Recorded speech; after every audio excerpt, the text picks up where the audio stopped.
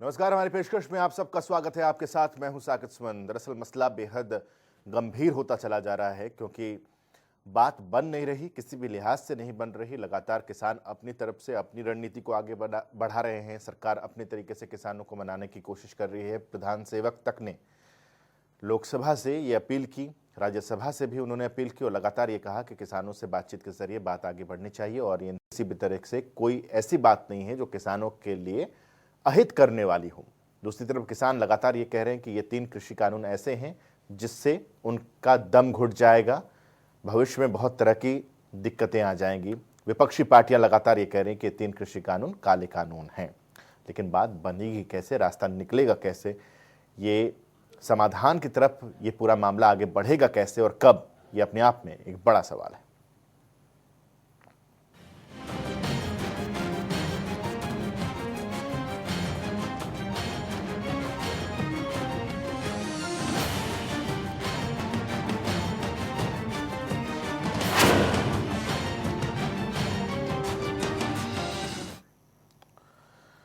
लगातार प्रधानमंत्री की तरफ से पहले राज्यसभा और उसके बाद लोकसभा में राष्ट्रपति के भाषण का जवाब दिया गया। इस जवाब में उन्होंने 3 कृषि कानूनों को लेकर भी सदन से कहा, किसानों से अपील भी की, विपक्ष को आड़े हाथों भी लिया। लेकिन आज मौका था राहुल गांधी के पास। उन्होंने आज लोकसभा से किसानों के इस मसले पर बोलते हुए कहा, किसान आंदोलन पर बहुत कुछ कहा। सुनिए।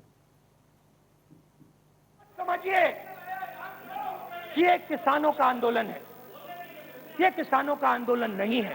आपको बात अभी समझ नहीं आई है। ये देश का आंदोलन है और ये किसान सिर्फ रास्ता दिखा रहा है। किसान अंधेरे में टॉर्च दिखा रहा है और एक आवाज से ये पूरा देश उठने वाला है।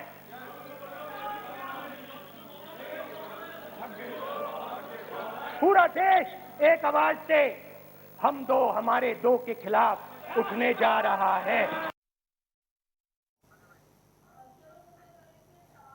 जी हाँ, तो ये मसला आप देख रहे हैं कि किस तरीके से अब कांग्रेस ने भी इस पूरे मसले पर और खासतौर पर राहुल गांधी मुखर तौर पर इस मसले पर बोलते हुए नजर आए। 3 खास मेहमान हमारे साथ इस वक्त जुड़े हुए हैं, तो उनसे मिलवाता हूँ आपको, उसके बाद चर्चा की करते हैं शुरुआत।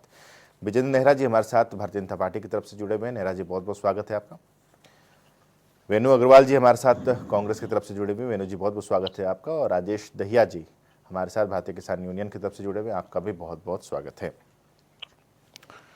सबसे पहले वेणु अग्रवाल जी आपसे, चूंकि मैं चाह रहा हूं लगातार पिछले कुछ दिनों से कि हम बिंदुवार चर्चा कर पाएं, हम ये समझ पाएं कि इन 3 कृषि कानूनों में कितनी और क्या क्या खामियां हैं मौजूदा दौर में, जिस अमेंडमेंट्स को लेकर सरकार हाँ कर चुकी है उसके बाद और क्या कुछ खामियां हैं।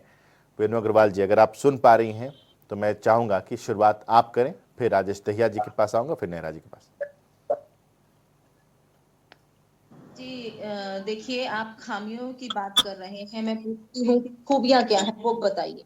कि आज किसान सर्दी भरी सर्दी उसने सड़क पर निकाल दी। नहीं, चूंकि वेणु अग्रवाल जी मैं माफी चाहता हूं आपको रोकने के लिए, लेकिन चूंकि वक्त आधे घंटे का ही है मैम, इसलिए मैं चाहता हूं कि हम बिंदुवार चर्चा अगर हम कर लें, क्योंकि काला कानून तो आप लोग कह रही ना, अति श्वेत तो बीजेपी कह नहीं रही। जी हेलो जी हेलो जी जी मैं वही बात कर रही हूँ कि आप ये बताइए कि उसमें खूबी क्या है। किसान हर तरह से तो मारा गया है इन कानूनों में। आप एमएसपी किसान को उसकी फसल की कीमत आप दे नहीं पा रहे हैं। आप मींस सरकार हमारी, आप एमएसपी की कीमत दे नहीं पा रहे हैं और ऊपर से आपने जो इतने काले कानून लाकर उसके सिर पर थोप दिए हैं और मैं वही ऊपर तो से वेणु उसके गोपाल जी, बावजूद आप उसको वेणु अग्रवाल जी मैं वही तो जानना चाह रहा हूं वेणु अग्रवाल जी कि क्या है इन 3 कृषि कानून में, क्या थोपा जा रहा है, बताएं ना।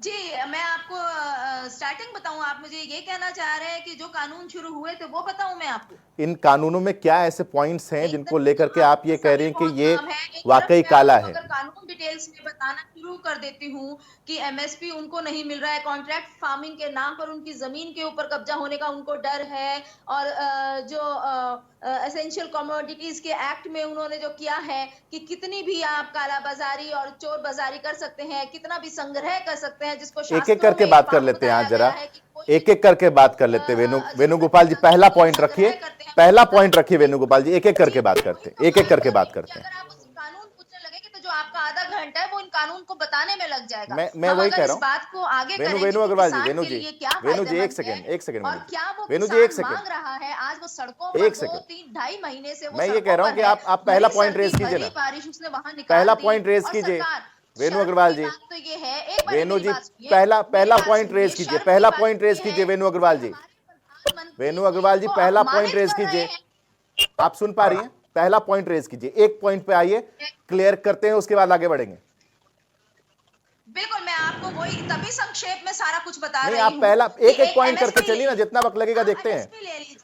आप एमएसपी ले लीजिए अगर आप जी, एक ही पॉइंट पर जाना चाहते हैं हाँ, कि क्यों ये प्राइवेट कंपनीज को बीच में डालकर किसान का गला घोटना चाहते हैं, क्यों ये आरती सिस्टम खत्म करके मंडी सिस्टम को खत्म करके आज किसान के ऊपर इस तरह की ये आपदा की मेंशन बारिश है, करना चाहते इन हैं कानूनों में ये मेंशन है कि मंडियां खत्म हो जाएंगी। अपमानित कर रहे हैं वेणु अग्रवाल जी, आप सिर्फ ये बात वेणु अग्रवाल जी, मेंशन है क्या इस कानून में? प्रधानमंत्री आपके पास अलग कॉपी आई है क्या इस कानून की? द्वारा लाया गया आपके पास और अलग वो कॉपी आई है इस लोकसभा में, कानून की जिसमें लिखा है राज्यसभा में, एमएसपी खत्म हो ये जाएगा? तो आंदोलन जीवी है।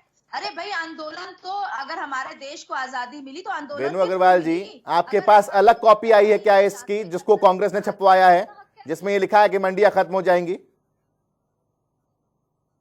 हेलो, मैं जरा एक सेकंड, आप रुकिए वेणु अग्रवाल जी। राजेश दहिया जी का एक पॉइंट लेते हैं। राजेश जी, मंडियों को लेकर के चाहे वो मुख्यमंत्री हो चाहे वो प्रधानमंत्री हो, हर कोई ये कह रहा है कि मंडियां जैसे थी, जो स्थिति बनी हुई थी वो स्थिति लगातार बनी हुई रहेगी। दुविधा कहां है? सर ये कहने से नहीं होता है सर। सुमन साहब, जब आप एक एग्जांपल लो, सरकारी स्कूल बंद नहीं हुए हैं ना, लेकिन बंद हो चुके हैं क्योंकि प्राइवेट स्कूल में इतनी फैसिलिटी दे देते हैं कि आदमी जो सरकारी स्कूल में जा नहीं पाता है तो गरीब आदमी कहाँ जाएगा। जो गरीब आदमी है उनके बच्चे सरकारी स्कूल में नहीं पढ़ पा रहे हैं क्योंकि उनको फैसिलिटी नहीं है, और अमीर में वो जा नहीं सकते हैं। तो ऐसे ही हमारी मंडियां बंद हो जाएंगी कि हम जो किसान हैं जो अपनी मंडी में जाके ये सेफ समझते हैं कि जो हमारी फसल है वो न्यूनतम समर्थन मूल्य पर सरकार खरीदेगी। ठीक है, इस उम्मीद से मंडी में जाते हैं। राजेश दहिया जी, अब अब एक बार विजय नेहरा जी का रुख करते हैं, उसके पहले एक काउंटर मैं करना चाहता हूं आपको। आप ये सरकारी स्कूल और प्राइवेट स्कूल की बात यहां पर कर रहे हैं। अगर सरकारी स्कूल और प्राइवेट स्कूल जिस तरीके से है, या फिर प्रधानमंत्री ने कल जिस तरीके से कहा कि व्यवस्था बिल्कुल वैकल्पिक होगी, अगर आपको उचित मूल्य बाहर मिले तो आप बाहर जाएं, अगर आपको मंडी में बेचने है अपनी फसल तो आप मंडी में बेचें। विजय नेहरा जी, एक काउंटर आपका। देखिए साकेत जी, जिस तरह से अभी साकेत जी आपने बार बार जो, क्योंकि आप बहुत वरिष्ठ पत्रकार हैं, मुद्दों पे बहस कराना चाहते हैं, ये अच्छा प्रयास है आपका, लेकिन आपने देखा होगा कांग्रेस की जो हमारी साथी प्रवक्ता है वो तो भाषण यहाँ पे देने के लिए आई है, मुद्दों पे बात ही नहीं करना चाहती क्योंकि उनको जानकारी नहीं है, और जहां तक हमारे किसान नेता हैं वो भी नहीं बता पाए। साकेत जी, समस्या यही है कि हम भी इस विषय पे आपके साथ लगातार 8-9 महीने से विषय पे चर्चा कर रहे हैं, लेकिन अभी तक बार बार काला कानून जिसको कहा जाता है, माननीय प्रधानमंत्री जी ने राज्यसभा लोकसभा दोनों जगह और माननीय केंद्रीय कृषि मंत्री जी ने बड़े स्पष्ट रूप से कहा है, जो भी एमएसपी का विषय आया था साकेत जी, नहीं, पहले मंडियों पर बात कीजिए। दहिया जी ने मंडियों का जिक्र किया कि मंडियां खत्म हो जाएंगी। मैं दोनों का ही बता देता हूं साकेत जी। जिस तरह से देखिए, कल इनके जो कांग्रेसी सांसद जो बिट्टा जी थे, उन्होंने जब ये मंडियों वाला विषय राज्यसभा में उठाया था तो हमारे अनुराग ठाकुर जी ने उसी समय पॉइंट आउट नोट करके उनको रोका था कि आप कानून के अंदर बताइए कि कहां पे लिखा हुआ है कि मंडी खत्म हो जाएगी। उसके बाद खिसियानी बिल्ली खम्मा नोचे, वो वाली हालत हो गई थी सांसद की कांग्रेस के, और बड़ी बेइज्जती उनकी हुई थी। मसले पे आते हैं नेहरा जी, मसले पे आइए ना। साकेत जी देखिए, मैं बताना चाहूंगा आपको कि इस कानून के अंदर कहीं ऐसा नहीं लिखा हुआ है कि मंडी खत्म हो जाएगी। ये एक, जैसे माननीय प्रधानमंत्री जी ने बताया है कि एक वैकल्पिक व्यवस्था है, आपको मंडी एमएसपी तक तो किसानों के अंदर ये तो डर क्यों है? सुमन साहब, मैंने एग्जांपल दिया ना, सरकारी स्कूल बंद भी नहीं हुए हैं अगर ये और बंद भी हो गए हैं, डर दिखा रहे हैं, और गरीब बच्चे जो है वो प्राइवेट स्कूल जा भी नहीं पा रहे हैं और सरकारी स्कूल में वो शिक्षा मिल रही है। क्योंकि हरियाणा प्रदेश का जो किसान है वो जागरूक है और अपने खेतों में लगा हुआ है। आप इन बातों को हम बार बार टीवी पे बैठ के दोहरा रहे हैं, आपने बिल पढ़े नहीं है, आपको जानकारी कुछ है नहीं। आप लोग राज्यसभा लोकसभा में आपके जो वहां पे प्रतिनिधि हैं जो कांग्रेस पार्टी के, वो बात को नहीं पा रहे हैं। नेहरा जी, राजेश दहिया जी ने कहा कि देखिए सरकारी स्कूल बंद नहीं हुए हैं लेकिन खुले हुए भी नहीं है, उस पर बता दीजिए सर, क्योंकि जो सुविधाएं प्राइवेट स्कूलों में मिल रही हैं वो सरकारी स्कूल में मिल नहीं पा रही। सरकारी स्कूल बंद भी नहीं हुए हैं, आप बताओ देखिए, इसको। साकेत जी, मैं तो बताऊंगा फिर आपको गरीब बच्चा कहाँ कि जाएगा? इन्होंने सरकारी स्कूल, क्या गरीब बच्चा प्राइवेट स्कूल अफोर्ड कर पाएगा? और सरकारी स्कूल में शिक्षा नहीं है, सरकारी स्कूल साकेत बंद जी भी नहीं देखिए, हुए हैं और बंद अब भी हो गए हैं। ये ऐसे सरकार, मंडी बंद हो ये जाएंगी, सरकारी स्कूल और क्योंकि प्राइवेट मंडी में स्कूल कुछ की जो बात बचेगा कर रहे नहीं। हैं, तो ये तो हम उनकी कहाँ मर्जी जाएंगे? है कि वो सरकारी में पढ़ाए अपने बच्चों को या प्राइवेट में पढ़ाए। कहाँ सरकार पढ़ाएं? ने कौन दोनों विकल्प क्या आपके क्या सामने सरकारी दिए हुए स्कूल हैं, में? प्राइवेट भी सरकारी भी। साकेत जी मुझे साहब, बताइए, मीडिया के मेरा अंदर साहब जब सरकारी स्कूल प्राइवेट में है मीडिया क्या? इस देश के अंदर आया है, जो ऐसे तो मंडियों में उसके होगा, बाद मैंने में आपको रोजगार भी एग्जांपल बढ़े दिया है, हैं उसका और लोगों आप को अपने काउंटर बात करो ना आप कहने का उसको अधिकार भी ज्यादा कि मिला जैसे है। सरकारी स्कूल बंद हो रेलवे गए की हैं भी अगर हम बात करें और वो तो बंद आज भी नहीं हुए हैं, रेल भी चलती है, ऐसे मेट्रो मंडी भी बंद हो चलती है, जाएंगी, बंद भी प्राइवेट नहीं स्कूल होंगी। भी चलते हैं, सरकारी ऐसा स्कूल है भी नेहरा चलते हैं, साहब, ये प्राइवेट किसान जो है ना हॉस्पिटल भी पागल चलते नहीं हैं, है, सरकारी ये हॉस्पिटल भी शरीफ चलते है, हैं। तो सभी ईमानदार चीजें है, के विकल्प आपके लेकिन पास पागल मौजूद नहीं है, है। मंडी व्यवस्था ये भी रहेगी, आपकी एमएसपी की बीजेपी की व्यवस्था आंख भी मारने रहेगी। वाली नहीं है। ये ठीक है, एक एक किसान करके, को आपको मैंने एक एक क्वेश्चन करके, दिया है, कि वो एक उसका एक आप करके। रिप्लाई दे दीजिए। ठीक है दहिया साहब, एक मंडी से सेकंड जरा बाहर सुन की लीजिए। फसल को बेचे। एक दहिया साहब का एक और काउंटर देखिए लेता हूं। साकेत जी, हाँ। दहिया साहब जो कह रहे हैं आपने विजय मेरे नेहरा से जी, पूछा, बोलिए दहिया जी। मैं, आपने मेरे से पूछा राजेश साकेत जी? राजेश दहिया जी बोलिए। सर मैंने बोल दिया ना कि जैसे सरकारी स्कूल की बयान माटी कर दी, दुर्दशा कर दी, ऐसे मंडियों दुर्दशा हो जाएगी और किसान मजबूर हो जाएगा अपनी फसल बेचने के लिए, क्योंकि उसके पास कोई अल्टरनेटिव नहीं रहेगा। वो अपनी फसल को स्टॉक नहीं कर सकता है, उसके पास इतने पैसे नहीं होते हैं कि वो अपनी फसल को रख के आगे 2 महीने बाद अभी हमारी मटर जो थी वो 10 रुपए किलो बिक रही थी, वो 300 रुपए किलो बिकी है। ऐसे आलू जो है 2 रुपए किलो बिकते हैं, हमारे जब पैदा होते हैं वही आलू 50, 60, 80 रुपए गए हैं। ऐसे टमाटर जो है 2 रुपए बिकते हैं, 80 रुपए दे जाते हैं। जो पूंजीपति आदमी होंगे वो हमारी सब्जी को कैप्चर करके उसका स्टॉक करके, जो अनलिमिटेड स्टॉक होगा जिसकी लिमिट हटा दी सरकार ने, और वो हम पे ब्लैकमेल करके हम पे वही चीज हम पे 5 गुना दाव पे थोपेगा। तो ये जो करने जा रही बीजेपी सरकार, ये किसान इतने पागल नहीं है। मैं नेहरा साहब को समझा रहा हूं, उनकी समझ में शायद नहीं आ रहा है। वो लोकसभा और राज्यसभा की बात कर रहे हैं, वो प्रधानमंत्री नरेंद्र मोदी की बात करते हैं। हमें लोकसभा का भी पता है, हमें लोकसभा सिलेक्ट कमेटी का भी पता है, हमें राज्यसभा का भी पता है और हमें प्रेसिडेंट की पावर का भी पता है। तो आप लेकिन इस इसेंशियल बीजेपी कमोडिटी एक्ट की बात कर रहे हैं, विजय नेहरा जी जवाब हाँ। दें। बोलो सर। देखिए साकेत जी, आप मुझे, मैं किसान नेता से पूछना चाहूंगा कि आप बताइए तो सही, कहां पे लिखा हुआ है मंडी खत्म हो जाएंगी? अब जवाब तुम्हारा हो दीजिए। जाएंगे अपने आप। मेरे पास पैसा मेरे नहीं पास स्टॉक में करने के मेरे लिए। पास में और मेरे पास में तीनों स्टॉक कृषि करने के बिल लिए लेके बैठा तो हूं, अपने आप खत्म साकेत हो जी। जाएंगी। मैं तीनों कृषि बिल लेके बैठा हूं, आप मुझे बता दीजिए कहां पे लिखा है मंडी खत्म हो मेरा जाएगी, साहब, बताइए। किसी किसान के पास पैसा है स्टॉक करने के लिए? कोई किसान स्टॉक कर बताइए सकता ना, है? आप कोई दूसरे किसान विषय पे करोड़पति भाग गए। है या अभी कोई आप किसान दूसरे विषय अरबपति पे जा है? चुके हैं। अडानी स्टॉक कर लेगा? पहले एक विषय क्लियर आप कर लीजिए मेरा साहब जनाब। प्रैक्टिकल बात कीजिए। आप जमीन इसका से जुड़े हुए मतलब आदमी आपके हैं, पास आप में भी कोई किसान भी परिवार से तथ्यात्मक हैं। जवाब नहीं है। अभी ठीक, आप आप मंडी बीजेपी की बात कर प्रवक्ता रहे है, थे, लेकिन अभी आप किसान की स्टॉक बात करने कीजिए। लगे। और साकेत जी, इनको रोकिए, मैं जवाब किसी देता हूं। किसान के अभी पास आप कह रहे थे होल्डिंग कि के लिए किसान पैसा नहीं स्टॉक है। नहीं कर सकता। सिर्फ इस होल्डिंग कानून कर के सकता मुताबिक पूंजीपति। किसान पूरा स्टॉक कर सकता है। किसान जो भी चाहे, जितना भी चाहे अपनी फसल का स्टॉक कर सकता है, क्या दिक्कत है उसमें? अरे कहाँ कर लेकिन लेगा? सुनी उसका सुनाई पैसा नहीं बातों होता पे, है, वो तो अफवाहों उधार के पैसा आधार उठा के पर काम करता है। आप देश के किसानों को किसान जब बहकाने का काम अरे कर साहब, रहे 6 हैं। महीने जो तक किसान साकेत फसल जी बोता कृषि है। एक बार नेहरा जी कानून आपको के भी अंदर रोक रहा हूं, दहिया जी आपको भी रोक रहा हूं। एक बात मैं विजय नेहरा जी आपसे कहना चाहता हूं, जो आशंकाएं किसानों की हैं, उन आशंकाओं को ही मद्देनजर रखते हुए एक बात याद आती है अहमद फराज की। वो ये कहते थे कि वो जहर दे देता तो सबकी नजरों में आ जाता फराज, सो उसने यूं किया कि वक्त पर दवा न दी। यही बात हो गई ना कि अगर आप मंडी से बाहर बेहतर सुविधा देंगे तो धीरे धीरे मंडियां तो खत्म हो ही जाएंगी। विजय नेहरा जी, साकिब जी देखिए, अब किसानों की मांगों की जो बात है, 5 दिसंबर 2020 को भारत सरकार ने लिखित में प्रस्ताव किसान संगठनों के बीच में बैठा है। जो ये मांगे अभी बता रहे हैं हमारे किसान नेताजी, वो सारी मांगे सरकार ने मान ली है। तो क्यों आप अड़े हुए हैं कृषि कानून रद्द होने चाहिए? और जहां तक बात है बाहर की, साकेत जी मुझे बताइए, ये तो किसान के अपने हाथ में है। अगर उसको एमएसपी और मंडी तक जाना है तो वो मंडी में जाएगा, उसको अधिक दाम मिलता है तो वो बाहर देगा। इसमें मंडी खत्म होने वाली कौन सी बात है? मंडी पहले की तरह चलेगी। आप मुझे बताइए, लगभग इसको 1 साल पूरा होने को आया, 10 महीने लगभग हो गए कानून बने। एक क्या बात आज बताइए, मंडी की व्यवस्था एक बात बताइए, क्या एक बात MSP बताइए नेहरा जी। व्यवस्था को वेणु जी अग्रवाल जी, तुरंत आ रहा हूं आपके पहले के पास। मुकाबले मंडी वेणु में जी तुरंत आ रहा हूं। हो रही है, एमएसपी भी ज्यादा मिल रही ठीक है नेहरा जी, एक बात बताइए, जैसे मान लीजिए हम 4 लोग इस वक्त इस चर्चा में जुड़े हुए हैं, हम चारों अगर सिर्फ और सिर्फ हम 4 किसान हैं और हम लोग मंडी से बाहर ही बेच रहे हैं, मंडी में कोई जा नहीं रहा, कोई फसल अपनी मंडी में नहीं बेचा, तो मंडियां क्या करेंगे? वहां पर उनको हम लाइव वही बना देंगे ना, म्यूजियम बना देंगे ना, कि आइए अपने हम आने वाले बच्चों को बताएंगे कि देखो ये ऐसी मंडियां हुआ करती थी, यहाँ किसान आया करते थे, यहाँ अनाज बेचा करते थे। इसके अलावा करेंगे क्या वो? साकेत जी देखिए, मैं आपको बताता हूं, इस देश के अंदर जो एफपीओ बना के खेती करते हैं, जो डायरेक्ट मार्केटिंग करते हैं, जो प्रगतिशील किसान हैं, उनकी संख्या आज पूरे देश के अंदर कितने परसेंट है? 1% है मुश्किल से। 99% लोग तो आज भी मंडी में जाते हैं। और अगर ये कानून के बाद में ये व्यवस्था लागू होती है, उसके बाद भी कितने % लोग मान सकते हैं मंडी से बाहर बिकेंगे? मुश्किल से 5% लोग बिकेंगे, क्योंकि जो फल फूल और सब्जी की खेती करते हैं तो वो इसका लाभ उठाएंगे। लेकिन जो किसान ठीक है नेहरा जी, ठीक है दया जी तुरंत आ रहा हूँ, एक रिएक्शन जरा वेणु जी का ले लूं। वेणु जी कुछ कहना चाह रही थी, वेणु जी बोलिए। दया जी तुरंत आए आपके पास। जी साकेत जी, मेरे भाई विजेंद्र नेहरा जी बहुत अच्छी आज करके आए हैं और जल्दी से अपनी बात को कह रहे हैं, जो रटाया उनको फॉर्मूला रटाया गया है। आप ये बताइए कि अभी जो आपने कही बिल्कुल सटीक बात कही कि अगर हम चारों ही मंडी से बाहर बेचते हैं तो मंडी सिस्टम कहां से चलेगा। दूसरी बात, हमारी ही आदरणीय बहन सुषमा स्वराज जी जो इन्हीं की पार्टी से थी, वो कहा, उन्हीं के भाषण में मैं आपको सुनवा सकती हूँ, वो कहा करती थी कि जो आड़ती हैं वो किसान का एटीएम है, कि किसान कभी भी ऑन किसी भी टाइम अग्रवाल जी, आप वक्त में सुषमा जी जाकर की, स्वर्गीय सुषमा जी की बात करेंगी, वेणु अग्रवाल जी, अगर आप स्वर्गीय सुषमा जी की बात करेंगी तो फिर वेणु जी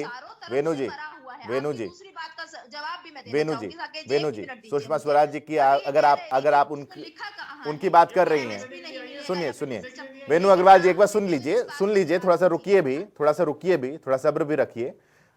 आप सुषमा जी की बात करेंगी तो मैं राहुल गांधी की बात करूंगा। राहुल गांधी ने लोकसभा से ही कहा था कि किसानों से वो मिले, उन्होंने कहा कि 10 जो हम आलू उपजाते हैं वो 2 रुपए का आलू वही 10 रुपए के चिप्स में आता है। ऐसा क्यों होता है?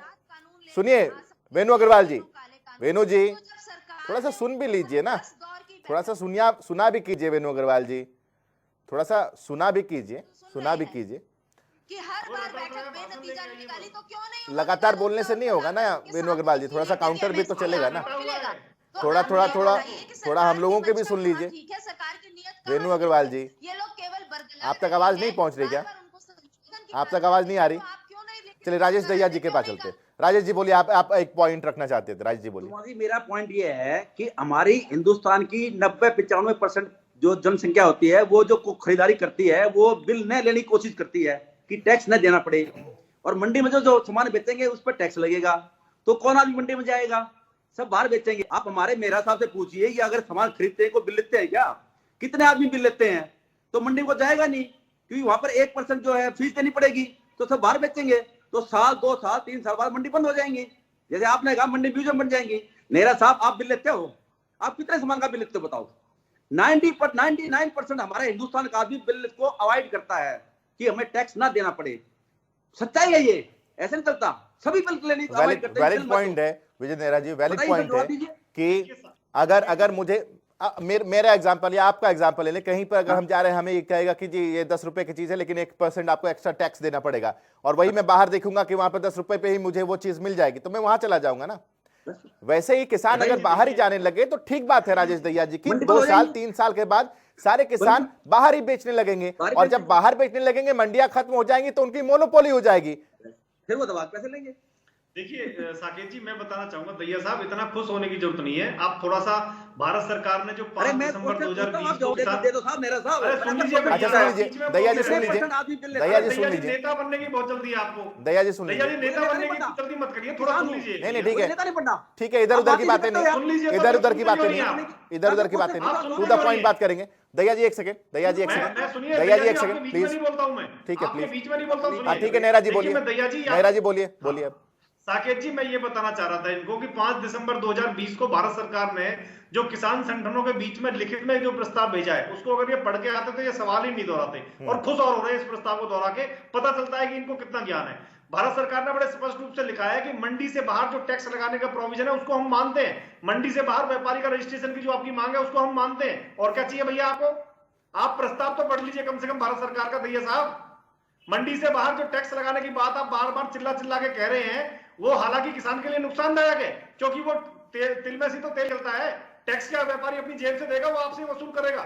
सरकार तो कर रही है आपके हित के लिए, लेकिन अगर आपको वो हित में दिखाई नहीं दे रहा है तो सरकार ने कहा उसको भी हम मानने के लिए तैयार है। सरकार ने कहा मंडी से बाहर टैक्स का प्रोविजन करने के लिए हम तैयार हैं, मंडी से बाहर हम व्यापारी का रजिस्ट्रेशन करने के लिए तैयार है, एमएसपी की लिखित में गारंटी देने के लिए तैयार है, आपको एसडीएम कोर्ट के साथ में आपको कोर्ट जाने का अधिकार देने के लिए तैयार है। सौदा आपकी जमीन का नहीं होगा, सौदा आपकी फसल का होगा, ये भी हम आपको लिख के देने के लिए तैयार है। आप बताइए ना, कमी क्या छोड़ी है? नेहरा जी एक सेकंड होल्ड कीजिए, तो मान लिए नेहरा जी एक सेकंड, वेणु जी, तो पढ़ लीजिए कम से कम। वेणु जी से एक सवाल है, कितना मजाक में ले रहे हैं इस बात को? ठीक है विजय नेहरा जी एक सेकंड।